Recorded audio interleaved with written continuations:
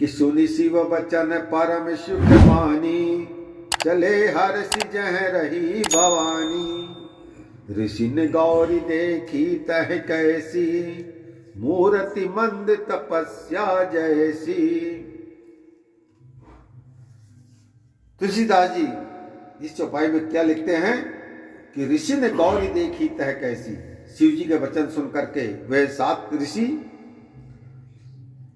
अपने मन में परम सुख मानते हैं और फिर हर्षित होकर के वहां चले। कहां? जहां पार्वती जी तप कर रही थी। ऋषियों ने वहां जाकर के पार्वती जी को इस प्रकार देखा। कैसा देखा? जैसे मूर्ति वाली तपस्या हो, यानी कि बगैर हिले डोले एक आसन में बैठी माता पार्वती भगवान शिव के तपस्या में लीन थी। तो मुनि लोग जाकर के वहां बोलते हैं कि हे पार्वती सुनो, क्या कारण है जो भारी तपस्या आप यहां पे कर रही हो?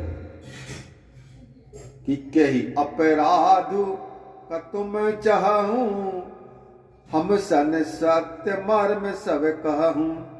सुनत ऋषिन के बचन भवानी, बोली गूढ़ मनोहर वाणी।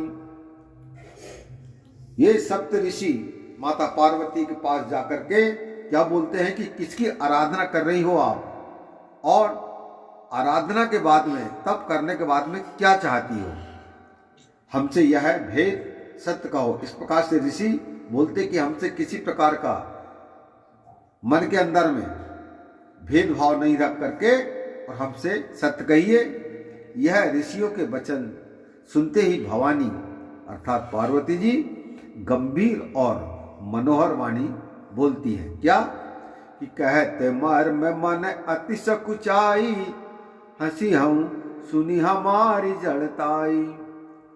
मन हट परा न सुनहि सिखावा, चहत बारी पर भीति उठावा। पार्वती जी कहती है कि मर्म कहने में बहुत मन उनका लजाता है।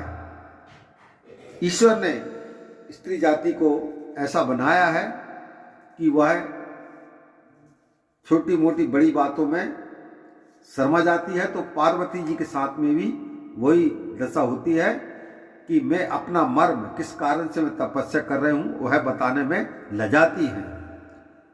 और क्या बोलती कि तुम हमारी मूर्खता को सुन करके मैं किस कारण से तप कर रही हूं, यदि मैं उसका सही बखान करूंगी हे मुनियों, तो आप मेरी मूर्खता या मेरी तपस्या या मेरी मत को सुन करके आप हंसेंगे। और मन में हट पड़ गया है, सिखाने से नहीं मानता, और जल के ऊपर भीति दीवार बनाया चाहता है। और क्या बोलती है पार्वती जी कि मैंने ऐसा संकल्प कर ली हूं कि जल के ऊपर दीवार जो बनती नहीं है, लेकिन मैंने ऐसी कल्पना करके भगवान शंकर जी की तपस्या में मैं लीन हूं और मैंने इस प्रकार से सोच के रखा हूं। तब नारद कहा सत्य सोई जाना, बिनु पंखन हम चहई उड़ाना। देखा मुनि अविवेक हमारा, चाहत पति शंकर अभिकारा। और सप्तऋषियों से माता पार्वती बोलती है कि नारद जी ने जो कहा उसी को सत्य जान करके हम बिना पंखों के ही उड़ना चाहते हैं। शंकर जी के बारे में नारद जी ने बताया था कि आपके पति इस प्रकार के होंगे, तो वही जान करके मैं बगैर पंखे के उड़ना चाहती हूं, अर्थात वही मैं भी शंकर जी को ही वर चाहती हूं। तो देखिए मुनियों, हमारे अज्ञान को कि हम विकार रहित शिव जी को पति बनाना चाहती हूं। माता पार्वती ने सत्य जो बात थी वह सप्त ऋषियों से बोलती है कि सुनत बचन बिह से ऋषय, गिरिशंभव तव दे नारद कर उपदेश सुनी। कहूं बसहूं के ही गे लखन सिया रामचंद्र की जय। और यह वचन सुनते ही जो सप्तऋषि थे हंस पड़ते हैं और कहा कि तुम्हारी देह पर्वत से उत्पन्न है, क्योंकि आप का नाम जो पार्वती है ना, और आपके पिता का नाम पर्वत, इसलिए आपकी देह का निर्माण जो है पर्वत से हुआ है।